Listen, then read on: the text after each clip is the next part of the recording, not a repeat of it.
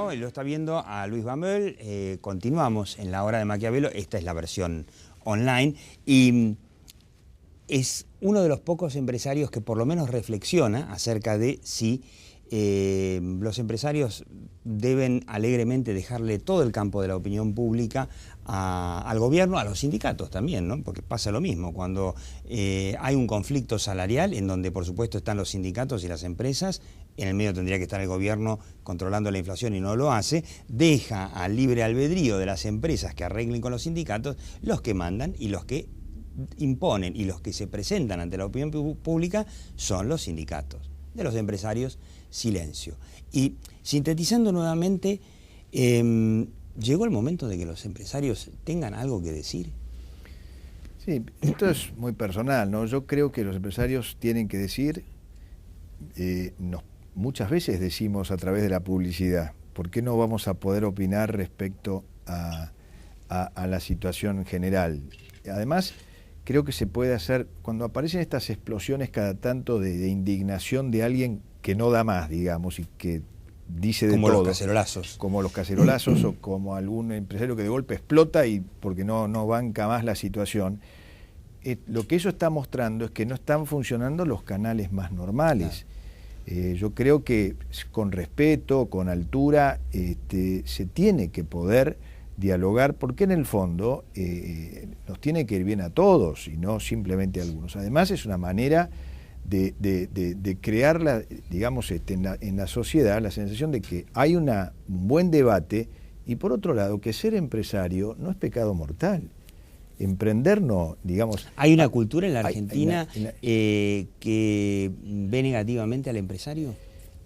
Yo creo que se distingue mucho entre el pequeño y el grande. Cuando todos los pequeños, que alguna vez hemos sido pequeños empresarios, ansiamos llegar a grandes. Y llegar a grandes, salvo que haya tenido alguien un subsidio o una prebenda muy especial, es un gran mérito para un empresario. Y en muchos países se los ve como alguien que beneficia a la sociedad porque da trabajo, hay paga un poco impuestos. una instalación en la sociedad argentina, en la política, de que si un empresario llegó de chico a grande es porque algo habrá hecho. Algo habrá hecho. Es lamentable, pero es así. Pero volvemos al mismo tema, a la necesidad de comunicar. Es más, muchos empresarios, y en eso sí hay un trabajo muy bueno en general del empresariado, facilitan el diálogo con todas estas instituciones que buscan desarrollar el emprendedorismo, ¿no es cierto? El Endeavor o esto, aquello, cosa que es muy bueno para la sociedad. Pero parecería que cuando las empresas o las organizaciones se hacen grandes, ya son cuestiones, por algo, en algo habrán dado, algo habrá conseguido. Es muy difícil explicarle a la gente que en el mundo las empresas se hacen grandes porque la escala es lo que las hace sustentables en el mundo moderno. Y la exposición a la competencia, Diego, la posibilidad de exportar, la posibilidad de competir con otros países, siempre y cuando, esto se haga en un marco de competencia. Tal vez también es cierto que en la Argentina, en muchos sectores, muchas veces no ha habido plena competencia. Y entonces algunos crecimientos así muy rápidos y muy violentos, lo que genera en la sociedad dice, debe tener algún currito, alguna cosa, algún arreglo, ¿no es cierto? Eso no ayuda. Además, a la también imagen es cierto de los que la Argentina empresarios. genera fortunas muchas veces inexplicables. No es lo mismo el caso por ahí de Quick Food, donde empezaron fabricando el patty, después finalmente crecieron, se lo vendieron a empresarios brasileños, que de repente un tipo que, porque era amigo de un funcionario, consiguió un currito y se pasó de ser monotributista a, no sé, dueño de, qué sé yo, invento, una imprenta de billetes, por ejemplo. Pero bueno, a mí y vuelvo al artículo original, a mí lo que más me preocupa es que, por otro lado, se habla muchas veces de la responsabilidad social empresaria. Pero la verdad es que para poder hacer actos de responsabilidad social, más allá de lo que es vender un buen producto, pagar bien los sueldos, los impuestos, que no es poca responsabilidad social, pero se entiende esas acciones que van fuera de las paredes de la empresa, muchas veces con el vecindario, con el medio, acompañando al público, etcétera. En realidad, esa responsabilidad social también existe en cuanto a decir, señor, yo quiero ser empresario, porque si no manejo el precio de mi producto, si no manejo lo que exporto, si no manejo lo que importo, ¿cuántas decisiones más le quedan al empresario? Pocas. Es como si lo hubiéramos transferido ya de por una sí, responsabilidad el al empresario Estado. argentino ya no maneja la variable más importante de los empresarios, que es el premiar a través de premiar la productividad con el sueldo, porque los sueldos los imponen los sindicatos.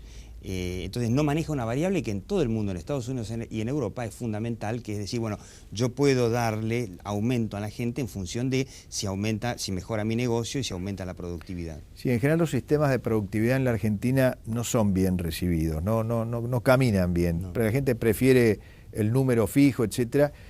Y muchas veces el Ministerio de Trabajo, que es el que tiene que arbitrar en estas cosas, ha estado muy ausente. Ahora estos días es todo al revés, pero digamos, en general en los últimos años, el Ministerio de Trabajo en estas cosas más bien ha empujado un poco al salario más bien hacia arriba y no hacia a un equilibrio. Pero lo cierto es que los pedidos grandes también vienen porque hay inflación. Y una cosa es tener inflación alta y otra cosa es negarla. Y cuando se suman las dos cosas, el problema es muy serio, porque las distorsiones se vuelven enormes. Se vuelven enormes. Las deudas que las vamos a pagar con la inflación oficial o con algo que estimamos que es la realidad. Es decir, frente a estas cosas, es que a mí me motivó a decir, zapatero a tus zapatos, Estado, tus obligaciones principales, además de la seguridad, darnos infraestructura para ser más competitivos. Hay determinadas cuestiones de infraestructuras que tienen que hacerse cargo el Estado, ya sea haciéndolas o por lo menos controlándolas. Sí, y dame una moneda, porque la moneda no la inventamos los empresarios. La moneda sana, sólida, es algo de lo que viene del Estado, que es el que tiene la autoridad para emitir y para manejar las grandes cuentas a través del Banco Central. Entonces, me parece que ahí sí aparece una nueva responsabilidad social empresaria, que es la de manifestarse y decir, mire, esto así no va. Yo quiero ser empresario. Ahora, yo te planteo un caso concreto de los primeros años de Kirchner. Creo que corría el año 2000, no me acuerdo si 4 o 5. Empezaba la inflación, Shell quiso aumentar sus precios, Kirchner ordenó un boicot. Sí. Y fue la primera vez que un presidente en Argentina ordenaba un boicot contra una empresa. Mágicamente aparecieron piqueteros por todos lados, invadiendo las estaciones de Shell. Y sin embargo el señor Juan José Aranguren, se llama, se mantuvo firme y dijo, yo quiero defender mi derecho, y habló públicamente, de fijar los precios de acuerdo a mis costos y a cómo me conviene. Esa es la regla de la economía de mercado. El Estado después regulará o no si le corresponde, y la competencia tendrá precios más bajos o no. Bueno, fue todo un escándalo y los mismos empresarios, hasta del propio sector petrolero, dijeron, yo ni lo conozco a ese señor Aranguren, no sé quién es, no tengo nada que ver, lo dejaron absolutamente solo. Eso sí. Ni su cámara posiblemente lo apoyó. Ni siquiera su propia cámara de petroleros, no sé cómo se llama, lo apoyó. ¿Y qué sentías vos como empresario en ese momento? Nosotros en paralelo estábamos viviendo lo mismo con la carne. Bueno, en aquel entonces Moreno empezaba a prohibir las exportaciones de la carne, diciéndonos que así mágicamente iba a bajar el precio de la carne. Bajó un par de años y ahora sí, bajaron las exportaciones, no tenemos más carne, no tenemos más cuero. Habría que decirle a la gente que el cuero sale de la vaquita, y si no hay vaquita no hay cuero. Sí. Y no se hicieron escuchar. Para ser muy precisos, yo tuve, incluso por los diarios, bastante debate sobre el tema de carnes, y gran parte de mis discusiones en ese momento con Moreno tenían que ver con eso y con una estimación que él tenía de que el stock ganadero era muchísimo mayor de lo que la realidad existía.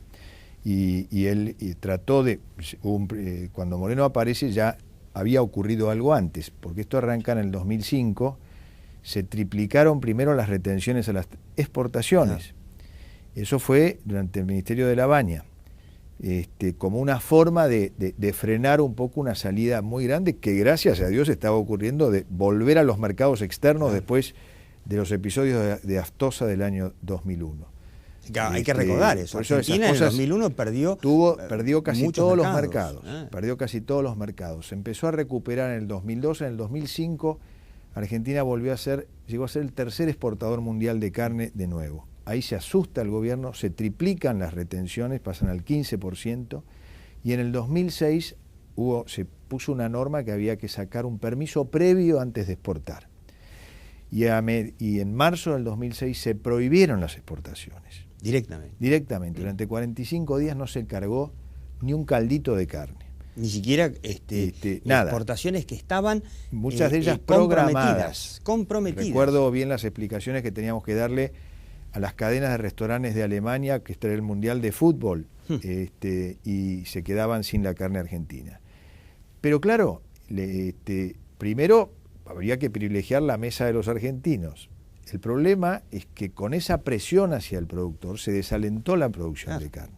Y hubo una liquidación ganadera muy grande. Se perdió el 20% del stock ganadero. Perdimos 10, 11 millones de cabezas en 3 años. Yo me pregunto, los empresarios del sector, no solamente que se lo dijeron a Moreno, me imagino que sí, por supuesto, ¿se lo dijeron a la opinión pública? Y mira, me tocó bastante hablar en radio. Lo que pasa es que, claro, en aquella época este impulso recién empezaba, y empezó por un producto muy de la canasta familiar como es la carne, que tiene un contenido hasta... Es muy especial en Argentina. Cultural. Sí. Pasó con la leche también en ese momento. A la leche se le impuso una retención ilimitada. Todo lo que pase de tal precio de exportación es retención. Pasó con el petróleo lo mismo, un poco antes. Y ese fue el inicio. Cada vez que se le puso un pie encima a los precios, aún los internacionales, cada vez que se le puso un pie encima, se desalentó la producción. ¿Qué es lo que falta en los últimos años? Así nos quedamos sin energía, nos quedamos sin carne. Sin carne. Porque no solamente que entregamos nuestros mercados, recuperados nuestros mercados de carne, sino que la carne en la Argentina está carísima. Está muy cara. Quizás no tanto como en Europa, pero está muy cara, históricamente en precios muy altos. La gente venía, los turistas venían a la Argentina porque comían la carne buena y además la más barata del mundo. Sí, es así. Y este año, así como en el 2005 peleábamos el tercer lugar en el mundo, este año arañaremos el 8º lugar, 9º lugar. Y todo eso se lo regalamos a brasileños, uruguayos. Ahora, con ese desaliento al productor y reservarle la carne a la mesa de los argentinos, ahora no llega ni a la mesa de los argentinos. Este es el otro problema. El consumo per cápita hoy de carne es el más bajo de la historia. Bajó 15 kilos. Ojo, es alto comparativamente con el mundo. Claro. Pero Uruguay aprovechó nuestras ausencias de los mercados y hoy Uruguay exporta más carne que la Argentina, más carne que la Argentina, con un rodeo que es la 5ª parte del argentino, y Uruguay consume por habitante más carne que los argentinos. Ahora, vos mencionabas una forma muy tradicional de comunicación que antiguamente usaban a veces los empresarios, que como un ejemplo, poner una solicitada. Pero en su comunicación el gobierno es muy sofisticado, es el más sofisticado de todos. Parten de la base de un relato, y parten de la base de que ese relato no necesita ser cierto, puede ser incluso todo lo contrario. Y funciona en general. Ahora nos planteamos si el tema del relato de la inflación no llegó un poquito a su fin por este conflicto con los sindicatos, ¿no? Pero en general el relato ha funcionado, de derechos humanos, de precios, de las empresas, de la inflación, todo ha funcionado. ¿No será el momento quizá que los empresarios tengan que aprender un cachito de esa estrategia tan sofisticada de comunicación y empezar a hacer su contrarrelato, para llamarlo de alguna forma? Yo pienso que sí. Ahora, con respecto a lo que decís del relato, yo creo que cuando miramos las cosas siempre de corto, porque si yo tengo que recoger algo de mi experiencia de los últimos años en relación con el diálogo con el Estado, es la enorme preocupación por el cortísimo plazo, que también tiene que ver con el relato. Porque yo creo que justamente el que está al frente en el Estado es el que tiene que mirar más a largo. Nosotros a veces miramos más el corto, pero el Estado es el que debiera darte la mayor visión, digamos, hacia adelante, hacia dónde quiere ir. Pero no, en general el Estado ha estado preocupado, vendeme la carne más barata mañana. Para quiero que mañana en la tapa de los diarios diga bajó el precio de la carne. Mañana, eso lo quiero mañana. No pagues más de tanto el ganado mañana. Después veremos. Mirá que como vamos a tener un problema. Eso es el largo plazo. Y en el largo plazo estamos todos muertos. En el largo plazo estamos todos muertos. Pero la verdad que nosotros en el programa decimos, la realidad está ahí, pero a la larga siempre termina llegando. La carne se acabó, la energía se acabó, la inflación no se la puede controlar, las reservas de divisas se acabaron, finalmente se llega un poco al fin del relato. Y yo lo que me sorprende, y por eso la invitación a Luis van Meulen, es que los empresarios siguen exactamente igual de callados. Sí, yo tengo como la sensación de que hay algunas voces más que antes. El punto es que tenemos que tratar, aunque vengamos todos muy comprimidos y muy crispados, de no ser agresivos en todo esto, porque eso es peor. Seguro. Lo que tenemos que fomentar es el razonamiento, el diálogo y la visión de largo. Creo que tiene que volver una visión de largo, porque si no, seguiremos en todos estos ciclos de depresiones profundas y euforias grandes y vueltas después caídas en las depresiones, cuando la gente lo que busca es la sostenibilidad de su progreso, de su desarrollo, con altibajos por supuesto, pero cuando uno mira históricamente las cifras argentinas, nuestros altibajos son enormes, pasamos de la euforia a la depresión demasiado fácilmente. Y yo para terminar, una pequeña reflexión, ¿no? Luis van Meulen es hijo del hombre que inventó el patty, pero me imagino que es el hombre que llevó a la empresa, a Quick Food, a ser uno de los frigoríficos más grandes de la Argentina. Finalmente, a la hora hoy, el que está sentado, hace unos cuantos años, le vendió su frigorífico a una empresa, a un frigorífico brasileño. Y la Argentina, que debía haber sido el país ganadero y ser la Argentina el dueño de los frigoríficos brasileños, terminan siendo los frigoríficos brasileños los dueños de los frigoríficos argentinos. Creo que todos los frigoríficos argentinos están en manos brasileñas. Si no me equivoco, todos no. casi todos. Pero unos cuantos, sí. Posiblemente alguno la esté pasando no muy bien en este momento, porque lógicamente estas malas condiciones que han habido no se esperaban quizás hace muchos años, pero lo cierto es que en este momento no la está pasando demasiado bien la industria. Pero es cierto que a mí personalmente me hubiera gustado, teníamos una planta en el Uruguay, tener un frigorífico en Brasil, esa era la vocación. Pero es una historia larga, pero es muy difícil desarrollarse fuera del país cuando en el lugar donde uno tiene su base no existe el largo, no hay el crédito de largo, no hay mercado de capitales, muy diferente a cómo se fondea las industrias o las empresas de países como Brasil. Hace un par de semanas, termino con esto, hace un par de semanas entrevistamos aquí, en la versión online de La Hora de Maquiavelo, a una periodista brasileña corresponsal de la agencia O Estado, del Grupo Estado de Sao Paulo, aquí en Buenos Aires, una brasileña conocedora de la Argentina, y le preguntábamos cómo es la diferencia en la comunicación, no solamente de los dos gobiernos, totalmente diferente la relación de los gobiernos con el periodismo, diametralmente opuesta, cómo es la comunicación de los empresarios. Es una periodista que se dedica sobre todo al tema de economía y negocios. Y claro, ella explicaba cómo, y le pido que lo repase, porque además de la web de La Hora de Maquiavelo, usted puede meterse en el canal de YouTube de La Hora de Maquiavelo, donde está esa entrevista con Marina Guimaraes. Claro, contaba que los empresarios dialogan con el gobierno, pero cuando están en desacuerdo, se hacen escuchar. Mientras que los empresarios argentinos, ella decía, salvo en estrictísimos de récord, ni siquiera hablan con los periodistas. Ahí hay una enorme diferencia. Y quizá la pregunta, ¿no? Para reflexionar, no sé si para otro programa, si justamente ahí no está la diferencia entre el empresariado brasileño y el argentino, entre otras cosas, porque el empresariado brasileño no le cedió el terreno de la opinión pública al gobierno como lo hace o lo hizo el argentino, ¿no? Así es, coincido. Luis van Meulen, bueno, el hombre, el fundador del patty y uno de los hombres que ahora están pensando, ¿no será hora que los empresarios empiecen a decir lo que piensan y no solamente a decirlo cuando se apagan los micrófonos y escondiéndose? Un ejemplo, hasta cuando hay desabastecimiento, te dicen, yo no dije que no hay desabastecimiento on the record, lo cual es realmente patético. Luis van Meulen, muchísimas gracias y usted siga viendo La Hora de Maquiavelo. Chao.